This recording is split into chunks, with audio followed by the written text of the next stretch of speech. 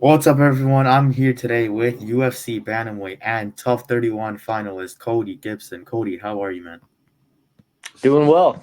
Thanks for chatting That's with me today. that's great, man. And obviously, we got an upcoming fight on November 2nd against Chad and Helliger in Edmonton, Alberta. Talk to me more about that fight. What you think of Chad as a fighter, and what's your prediction for the fight? Yeah, he's a tough guy. Uh, Good striker. He seems kind of unorthodox. To me, like when I watch him fight, his movement patterns are very similar to Dominic Cruz. Like the way his footwork is, how he creates angles. And I did some training with Dominic years ago down at Alliance in San Diego area. And I actually just spent a couple of days just like picking his brain. Um, and like how is this like, having him kind of teach me his footwork a little bit, and like why he does what he does. And so I'm hoping that some of that knowledge from a decade ago will translate here because I see a lot of the same movement patterns from Chad. And very tough guy, he seems like. He bites down on his mouthpiece. He's down to sling him in there. Um, so yeah, you know, I like fun fights, and he seems like a guy who's going to be fun to fight. So um, I just enjoy it when you're fighting somebody and you know that they're down to scrap, and he seems like that. So I'm excited for it. I'm excited to visit a place I've never been to in Canada, and yeah, it should be a fun experience. And yeah, that's crazy because you fought 30 times as a pro, and 29 of those have been in the USA. The only time you fought internationally was against Douglas Silva de Andrade during your first UFC run nearly a decade ago. So the rest of your 29 fights have all been in the USA. I mean, what's different fighting an enemy territory against a guy like Anheliger? I mean, it's not.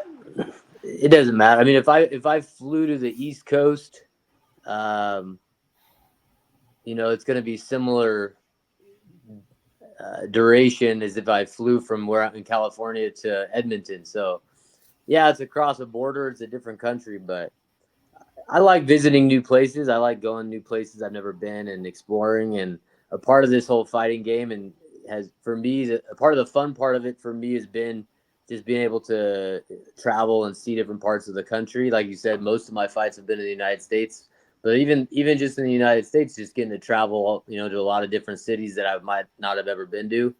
And then my one time I went to Brazil. That was a long one. That was like a 15 or 16-hour flight. It was like in southern Brazil, and so that one definitely, like a big time difference. And there were a lot of things you had to kind of equate into your training and planning.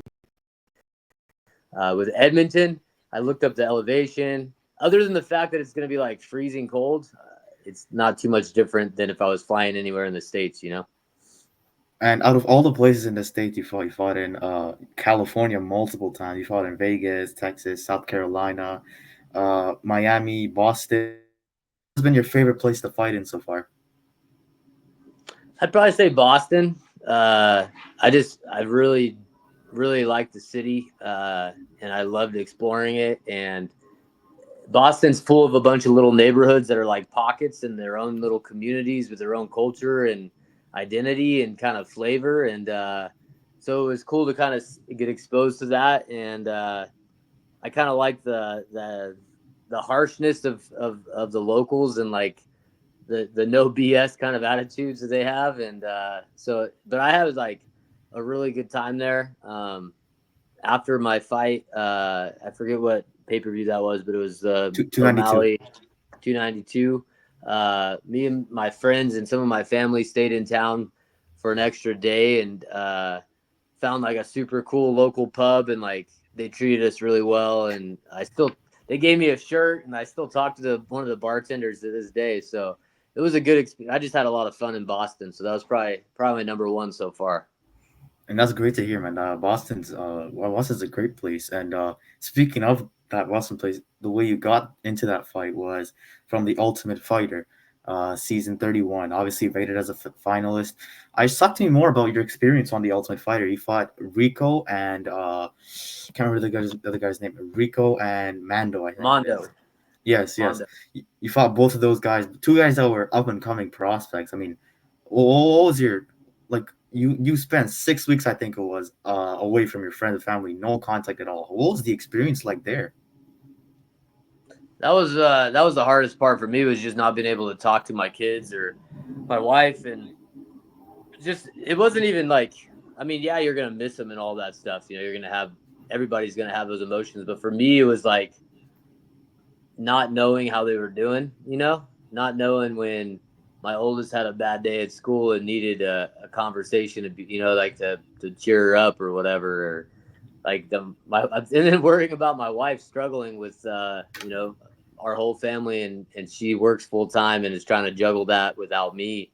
Um, and so that was the hardest part for me. But the actual experience on the show, I enjoyed it. I met a lot of people, and built a lot of relationships with fighters, coaches, people in the industry, and on the kind of production side of things, and the producers and all those sorts of people that either work for those production companies or work in Las Vegas for the UFC. And yeah, I just had a good experience overall, and met a lot of cool fighters too. I feel like our house really got, we had a good group of guys for the most part. And so yeah, it's kind of cool to kind of just follow those careers, follow those guys in their careers and where they're going and what they're doing. And so it's been fun. And obviously, you made it to the finals on that show. You put on two absolutely amazing finishes against those two guys, Mando and Rico. Uh, in the finals, you fought Brad Katona, as we mentioned, at UFC 292 in Boston. How much did you take away from that fight? Because a lot of people thought you won that fight. I thought you won the first two rounds for sure. I was shocked when they read Katona as the winner. I mean, what did you think of that fight, of the judging, and overall your performance? I think it was a fun fight. I did not fight with any sort of like fight IQ, you know? Like I left any sort of like strategy and fight IQ, I left at the door that night. And I literally just said, I'm just going to go forward. Uh, and I wasn't afraid of his punching power. And so because I had no fear of his punching power, it was easy to just walk him down. The problem that I ran into is that strategy of just walking guys down in the gym works really well. I gas guys out and they completely gas them out, and they'll be, they're exhausted, and then it's just easy. Um, Brad Katona's biggest strength is his cardio. Like that's his number one strength, and I would think I was getting him faded a little bit, and he was starting to fade, and I was starting to come on and find my little rhythm and range, and then he would kind of just have a reset, and he was just, his cardio was good, and so it made it a fun fight. But I had a lot of fun in there. But I need to run it back with him. I need another 15 minutes of opportunities to punch that guy in the face. I mean, there's no one that would say no to that. Everyone would love to see that rematch between you and Katona. It was a banger of a first fight. As you mentioned, all you did was walk forward, which was crazy. I wouldn't mind if that fight was 5 rounds. Like if the Ultimate Fighter finals was 5 rounds, I'd have no issue with it. I would love to see you and Katona for 5 rounds. But anyways, apart from that, you did get a contract after those finals with Brad Katona, and you fought twice in the UFC after. And the first one was this year against in March against Miles Johns. Great fight in the Apex. What did you think of the Apex? Because I think that was your first time fighting in the Apex. Well, I had fought both of my fights on the TV show were in the Apex. Um, Oh yes, yes. so I had that experience. But yeah, I don't love fighting the Apex. I mean, it is very like streamlined. So there is an ease to fighting at the Apex because everything is so streamlined. Uh, you just don't run into some of the hiccups you'll find, when you're on the road with the UFC. If you're in Boston or San Antonio or where, these different places I fought where they travel to, because the logistics in every city are different. All of the work that the UFC does to shuttle you from one place to another. How far is the hotel from the venue? So how, where's the workout facilities at? Where's the sauna at? All these sort of questions. When you're at the Apex, all that's really dialed in. Whereas when you're in some random city, I remember when we were in Boston, the hotel saunas weren't working or something, so they had to bring in but it was like there's always something going on, and so that's the advantage. The disadvantage for me that I really don't like is that I feel like I fight better with an audience, with the energy of a crowd, and so yeah, I prefer not to fight there, but it is easy. Frank, come on, buddy, outside. Sorry, my dog's No problem. he's got loud feet. No problem. So speaking of what we just discussed about the apex and the crowd difference, I'm sure obviously there must be a huge difference in crowd from your. Oh, we lost him.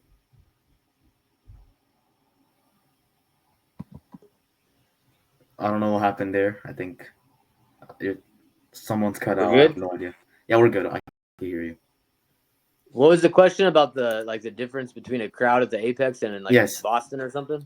yes. Yeah, I mean, and the thing is too, I fought on some pay-per-views in Vegas, and in Vegas, when you fight on the pay-per-views, if you're a prelim, especially an early prelim, there's not very many people in the crowd.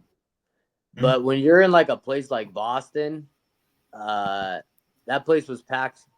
I was like one of the last prelims. So I was like in the middle of the card, and Mm-hmm. that place was like ridiculously packed already. So, when you have a big crowd, I think when they go to cities that are starving for MMA, like live MMA, they haven't been there in multiple years or whatever. And so you're going to get that energy, and that's what I feel like I thrive off of. So I would definitely prefer to fight, in big arenas with, I've seen some of these shows, this Octagon MMA. Have you heard of that one? I think I've seen it somewhere. Yeah, on Twitter. It's some European promotion, but apparently they're pretty popular or whatever. And they'll have these events in stadiums with 60, 70,000 people. It's crazy. Oh, that's crazy. 60, 70. I think the most the UFC has had like 50,000. I think in Australia, I believe. Mm. That's what it was. I think it was Whitaker Adesanya won. But anyways, that's that's funny to mention that you said you thrive off of the pressure from the crowd. A lot of fighters they kind of fumble from that. Like it's crazy fighting in front of so many live people, and especially if there's like a point where they're chanting your opponent's name. Which you could be a part of in just a couple of weeks because again you're fighting in enemy territory against Chad and Helliger, and that's great to hear that you thrive off of that energy. If they're chanting Anne Helliger's name, uh, I think you're gonna be the one that's gonna be able to thrive off of that. Yeah, I've been in this situation before where you're fighting in enemy territory or whatever you want to call it, and the last time I did it, I was in Stockton, fighting one of Nick Diaz's guys, and it was Nick Diaz's promotion. Actually, he tried to be a promoter there for a minute. This was like a decade ago, but I fought one of his dudes, and everybody in the place was like booing me like crazy. But then the dude I was fighting was like this Cesar Gracie brown belt, and it was in a ring, and we had like these weird rules because Nick Diaz was like he hated elbows, and so we couldn't elbow, and it was in a ring, and there were these different like stipulations. But anyway, the dude didn't want to strike. Like obviously, he was a jiu-jitsu guy. Like he didn't have much striking, and so he kept trying to take me down, couldn't take me down. And so then he just started like flopping to his back a bunch. Like every time I would engage him, he would just like lay down. And they ended up like deducting points from him. Anyway, the long story short, the crowd like turned. And by the end of it, they were like on my side. And I was like, hell yeah. That's so funny. The guy was flopping on his back. That's crazy. And I'm just looking at it right now. The guy's name was Darren Yeah. Cooley, I believe. That's what you're talking about. He was a That's good there's not. jiu-jitsu guy too. I mean, nothing but respect. I mean, he couldn't get a takedown. He was getting beat up pretty much in the stand-up, and he couldn't get a takedown. So then that was his next best option, So I understand it. It was just the optics did not look good. As every time I would touch him, even if it wasn't like some clean shot, he would just like lay down and flop down. He wanted me to play in his guard. Yeah, and that's like a while ago, that fight. That was before your first one in the UFC, and you said it was a decade ago. It was exactly 11 and a half years ago, which is insane. 2013. And obviously that talks about your longevity. You've been fighting in the sport for 17 years. You were 20 years old when you made your pro MMA debut, and now you're approaching your 31st pro fight. What are your career goals at this stage of your career? It's also your third fight of the year 2024. So I must imagine you, before your career comes to a conclusion, you really want to put a stamp on it, and you have another opportunity to do that on November 2nd. Yeah, I mean, I feel like I worked my way back to the UFC now, and so it's like, you want to make the most of the opportunity, make as much money as you can before your time is up. And so my kind of mentality is like I worked my ass off to get back to the UFC. Took me a long time, kind of in an unorthodox way, and I just want to make it all worth it. So I'm looking to put on exciting fights. I want bonuses. Um, I'm trying to just cash out essentially before, to ride off into the sunset when that time comes and be able to say, hey, man, it was all worth it. And I'm not like unrealistic. It's not like, oh, I think I'm going to be a millionaire, a billionaire, but it's like, if I could, make a sizable enough amount of money where it matters in my family's life, then it would be worth it for me. I love to hear that, man. You shouldn't count out the idea of becoming a millionaire, because who knows? Maybe this is the UFC. This is the highest fighting stage in the world. Who knows? Maybe this time next year, someone in the top 10 on short notice, and you just beat the shit out of that guy, and then you got like a top five fight lined up. I mean, we can't disregard these ideas. Uh, and speaking of all these, what of working your way back up to the UFC, you fought. I think it was 9 times between your first and your second UFC run. You went 7-2. Were there any points in that run you had outside of the UFC where you were like, oh, like you were just you lacked like confidence, because a lot of fighters deal with that sometimes. They get released from the UFC, and then there's so many fighters that just haven't fought since, and you're one of the guys who fought multiple times and made it back to the UFC. I mean, I don't know if it was. I just like to fight. There were definitely several times where I thought about quitting, thought about stopping. And there was a time I retired for about a year, and I, said I was retiring and I was done doing it. And but something always brings me back. I love to compete, and I love to challenge myself, and I love it's freaking hard. Like all of this is hard. Like it challenges you in ways that you wouldn't otherwise be challenging yourself in, and I enjoy that aspect of it. I feel like it makes me, whenever this is all said and done, like at the end of it, like the person that comes out of all of this is the best version of myself that I think I could be. So, um, and then there's always that like question in your brain, like how good was I? Like where was my ceiling? And there's a lot of like middle-aged guys like myself, and where I'm headed in the next 10 years in my mid 40s, and thinking like 6 8 years down the road I'm like 45 or something, and like there's a lot of guys who talk about what they did in their day, but like I'm gonna actually know how good I was, when it's all said and done. Like this is how I was able to climb, and to me there's something to that. And it's great to hear that you never actually like let go of the sport, because you came back after a couple of long layoffs. After you lost to Adrian Diaz in May of 2017, and then you came back in September 2018, and you won a unanimous decision. And then after that, you didn't fight until 2021. I still remember watching that fight with you and Louis on the regional scene. It was ex MMA, I think it was, and you knocked the guy out in like 40 seconds. It was sick. I remember after that fight, I sent you a message. I'm like, bro, you're gonna be in the UFC back one day, and then you're like, I hope, man. And then look at you now. You're back in the UFC. It's been 3 years since that, which is even crazy to think about. That that it's great. And uh, there you fought again, as we mentioned, multiple times. Uh, during your first and your second UFC run. Which one of those stood out most to you? Because you fought some notable guys even outside of the UFC, guys like John Dodson, Ray Borg, Francisco Rivera, obviously Louis, the 42nd knockout. I mean, which one of them stood out most to you? Um, Man, I mean, it was just different phases, like where I was at in my life when I originally got cut and when I originally got cut, I fought pretty soon after and went on a run. But I was just becoming, I think my first daughter was just being born. And so there were just different phases of my career, even after my first in the UFC.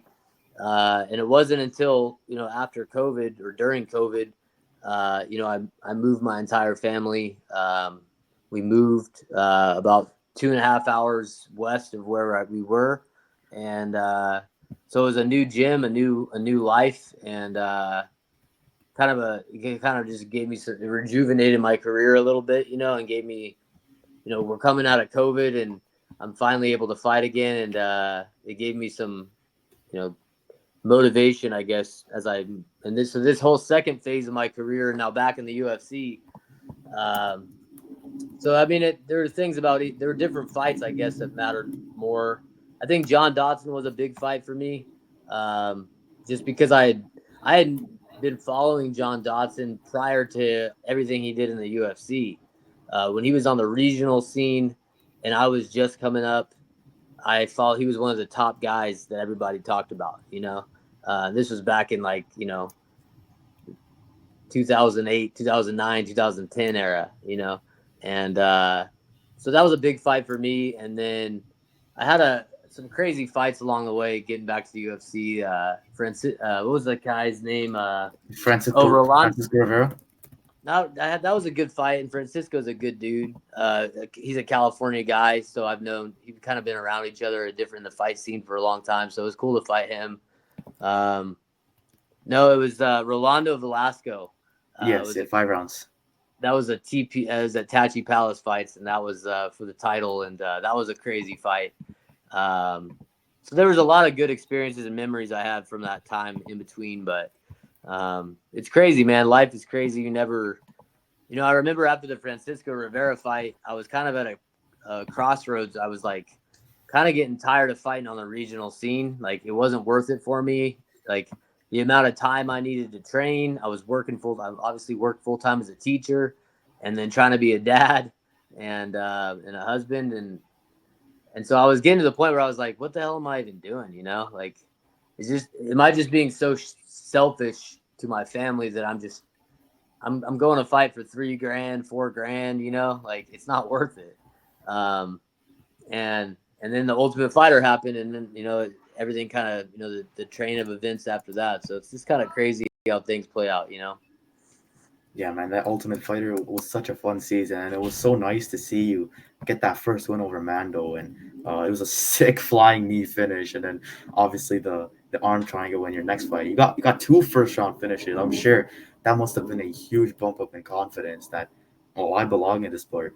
And I feel like another reason why you should have you thought that you belonged there is you had a fight on your UFC debut on your first time on your first run against Aljamain Sterling.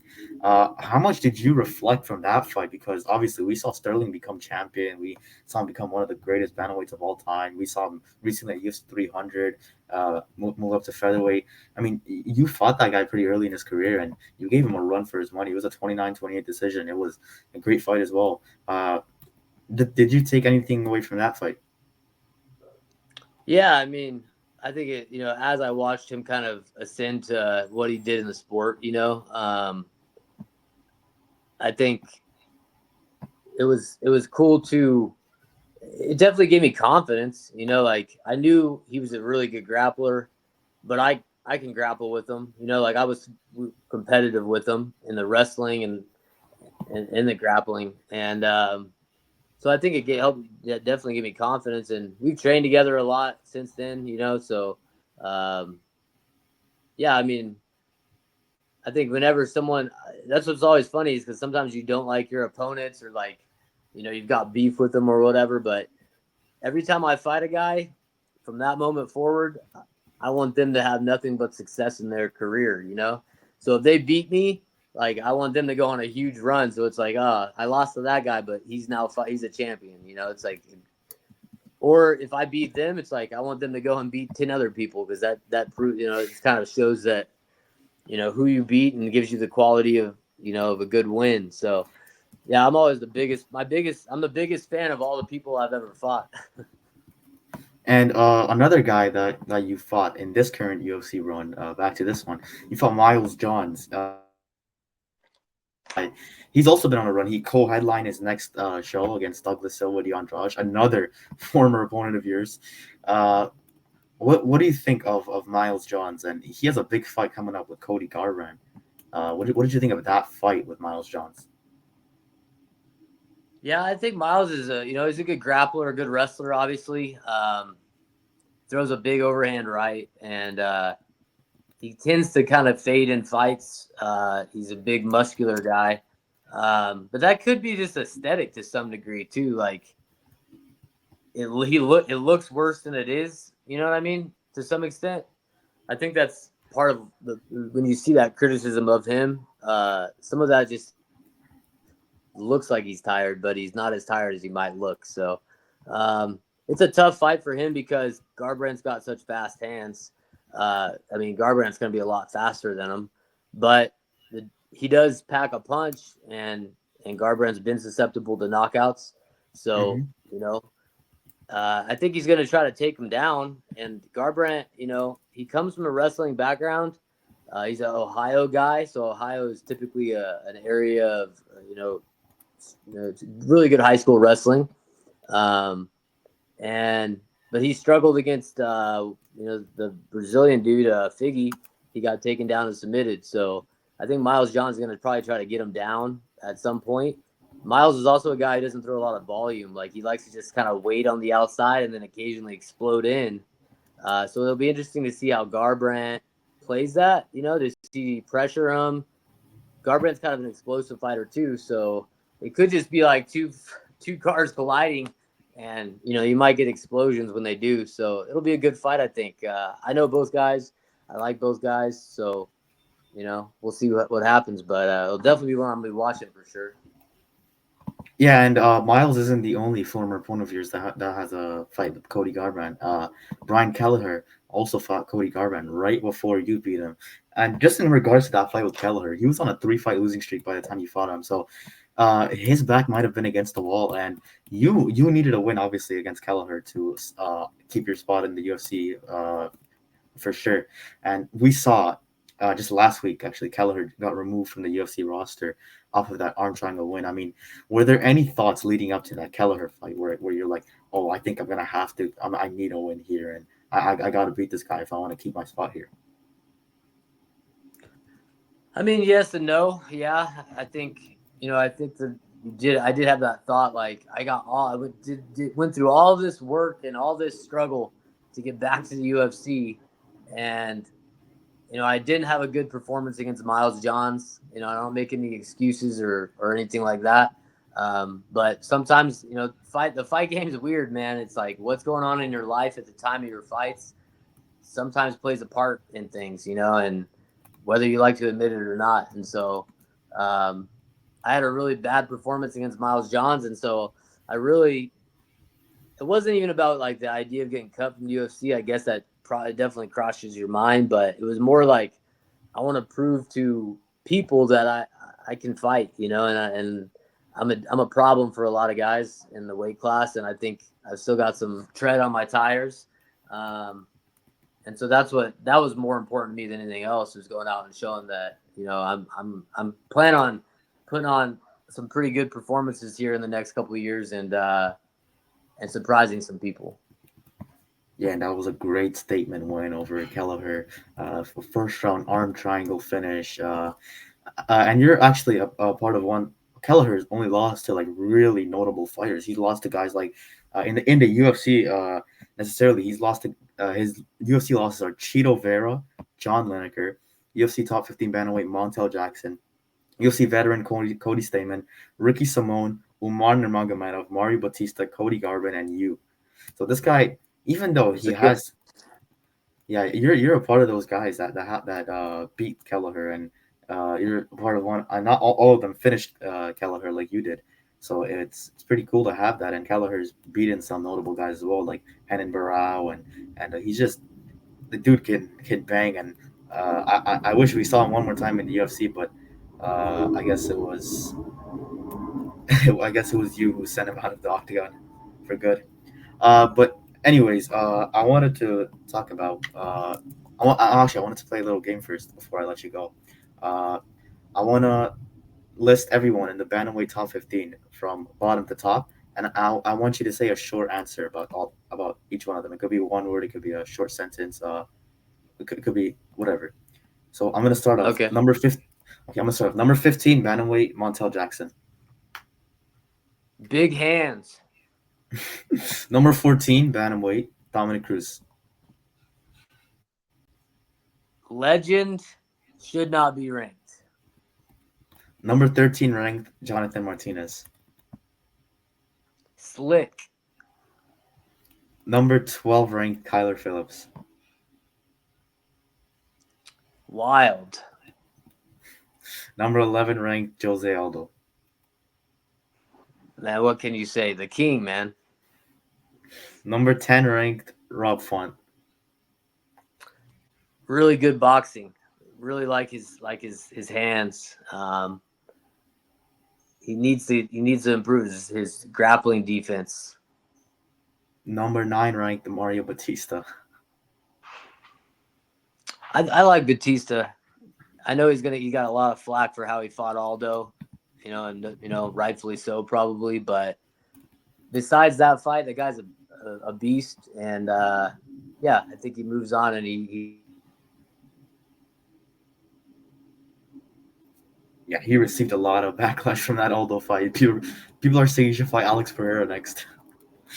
Number 8 ranked Song Yadong. Oh man, talented young kid. Yeah, Number 7 ranked Henry Cejudo. I don't know, man. Cejudo was a legend in the sport I come from, wrestling. Um, he's doing his thing, but I don't know how much he's. I don't know. I don't know what Cejudo's doing. Number 6 ranked Chito Vera. Overrated, I 100% agree with that one.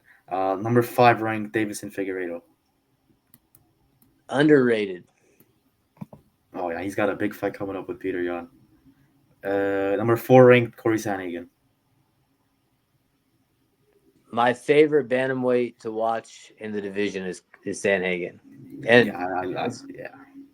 he's not only are we similar in like our stature, like we're long, lankier guys, so I try to like draw things from him, but his mentality, I like his kind of like his how he looks at fighting, and he's some of the technical stuff he does is really fun to watch and learn from, and yeah, I don't think we've seen the last of him at the top. I know he coming off a loss like that, but against Umar, but I don't think we've seen the last of him at the top. Man, he just gets better after every fight. He lost to Aljamain Sterling. People counted him out, and he just went on a run after that. He's beating some top contenders, and I love watching him fight. Hopefully, that fight with O'Malley comes out. Number 3 ranked Peter Yan.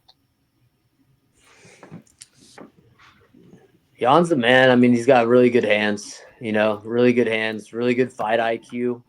Uh, you know, um, yeah, I think that he had a tough run of it too there for a minute. Some bad luck to some degree as well. Um, but I think he's kind of resurging, and this is a big. I think if he wins this next fight, he should be the next one in line. Oh yes, for sure. I would love to see him rematch Marab because I think that's the only guy who convincingly beat Yan. Obviously, his fights with Aljo and O'Malley, guy to really put a stamp on just dominating Peter Yan. And then up next, number 2, Umar Nurmagomedov. Um, I mean, he's really good, really good. And the thing about him is he's good on the feet and on the ground. Um, but I don't think he's invincible. I don't think he has that kind of mystique like Khabib had, where it was like everyone's looking around thinking nobody's gonna beat this guy. Um, he makes mistakes. He gets caught in fights sometimes, and I think he's very competitive at the top of the division. But I don't think he's like light years above everybody, where he's gonna go on a 7 or 8 fight, championship run. Maybe I'm wrong, man. Maybe he proves me wrong, but I think it's too competitive at the top for him to do that. Do you think he beats Marab? I don't know. That's a hard fight. I'd have to go back and watch his fights and specifically look at his takedown defense and his cardio. Um, he's going to have a striking advantage. He's going to, but Marab's. It'll be interesting. Marab had a great game plan against O'Malley.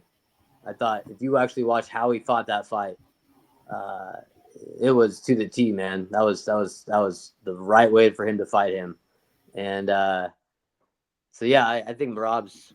I don't know. That's going to be a hell of a fight. I think it's yeah. And speaking of O'Malley, number one, Sean O'Malley. Man, O'Malley's proven a lot of people, including myself, wrong. From the time we saw him on the Contender Series, and I think a lot of people, whenever somebody gets a lot of hype, um, are skeptical of that hype. Uh, and you're wondering, like, is the machine that is the UFC that's pushing this kid the realest part about all of this? And he's proven that they put their eggs in his basket and he delivered. He's a hell of a fighter, tough, and the guy's lived a life. He came from nothing and moved himself, and found himself a nice little niche with his guys that work well with him. And I think he's going to look to come out and redeem himself from his last performance. And so, yeah, I think he's still one of the guys that's going to be at the very top too. I think him and Sanigan both want to redeem themselves after their last fights against wrestle heavy guys. So I would love to see O'Malley and Sanigan in a Striker's Delight. And up next, the last guy, the champion, obviously Murad Philly.